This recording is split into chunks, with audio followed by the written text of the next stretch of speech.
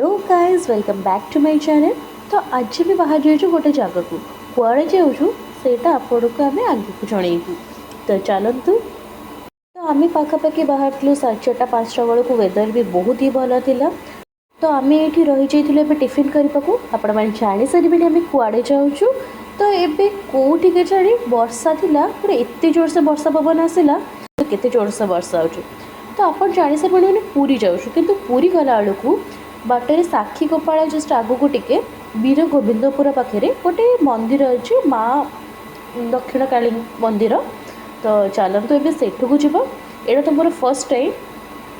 तो चलतु आपण मानक भी देखा। तो बर्तमान आम आसिक पहुँची गली मंदिर पाखे। ये बाबा विश्वनाथ का मंदिर अच्छा ये दीप वीप नहीं भोग नहीं आम चलू ए माँ को मंदिर दर्शन करने को माँ दक्षिण काली को दर्शन करने।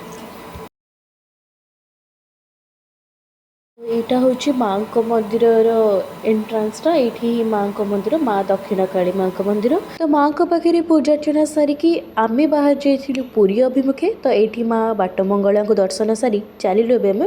तो फाइनाली आम भी पहुँची गलु पुरी रे जगह पाखे। से दिन बहुत ही गहली थिला तो कष्ट मष्ट तो दर्शन कर ही देलु। तो एतिकी थिला आज video. Thanks for watching this video.